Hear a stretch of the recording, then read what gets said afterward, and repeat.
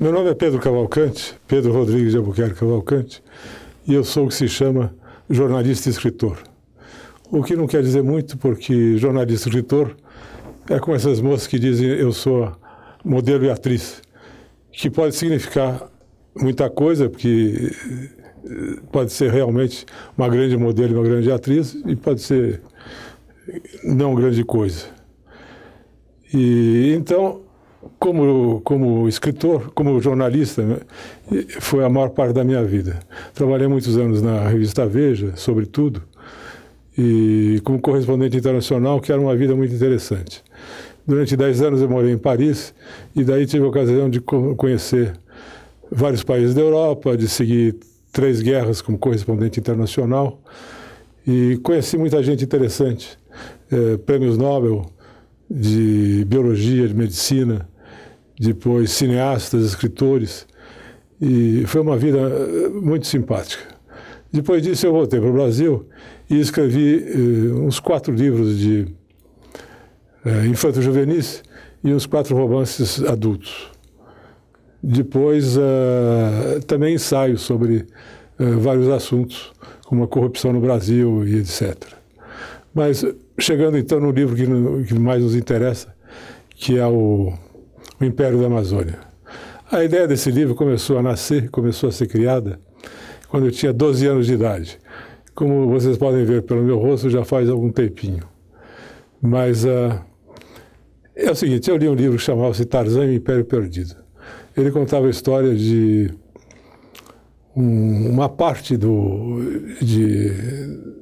cidadãos do Império Romano que ficou isolada por uma razão que eu já esqueci, ficou isolada no coração da África, num lugar inacessível.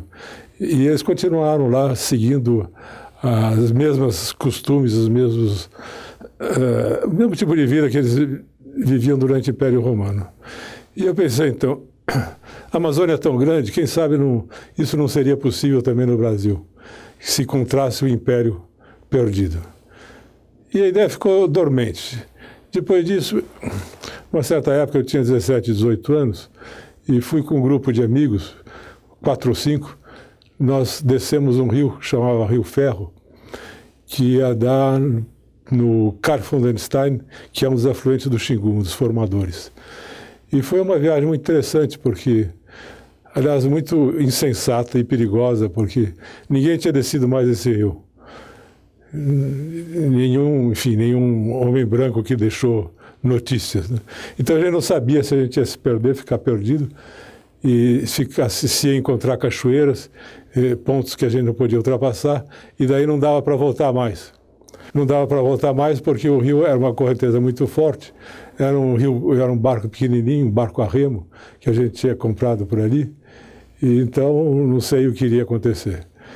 E por sorte, encontramos uma picada, alguém tinha deixado uma indicação, conseguimos voltar para São Paulo e tudo acabou bem. Essas viagens que eu fiz foram muito interessantes para o livro, pelo seguinte, porque permitiu sentir o que é uns garotos andando sozinhos pela selva. Quer dizer, a gente não vê tantos animais como se imagina na Amazônia. No Pantanal se vê muito mais. Mas a gente sente muito a presença dos animais, por exemplo, as onças que ficavam rondando o acampamento, a gente via as pegadas de manhã cedo, que elas ficavam por ali, etc. Então, isso deu, vamos dizer, uma cor local, deu um sentimento para escrever esse livro, que realmente é uma viagem dos rapazes em busca de um império perdido, que a gente imagina que existia no livro, naturalmente. Bom, mas isso foi uma parte da criação do livro. Outra parte é o seguinte, foi uma pesquisa histórica que eu fiz, porque eu queria que o livro, embora fosse um livro de imaginação, tivesse um certo realismo nas descrições dos maias. Então, o que é uma coisa não é muito fácil de obter, porque os maias tinham uma escrita, mas uma escrita por hieroglifos que foi decifrada só recentemente. E os espanhóis, quando chegaram lá, como todo povo conquistador, ele procurou substituir a cultura dos maias pela cultura deles. Enfim, queimaram o que puderam, e que não puderam queimar, evidentemente,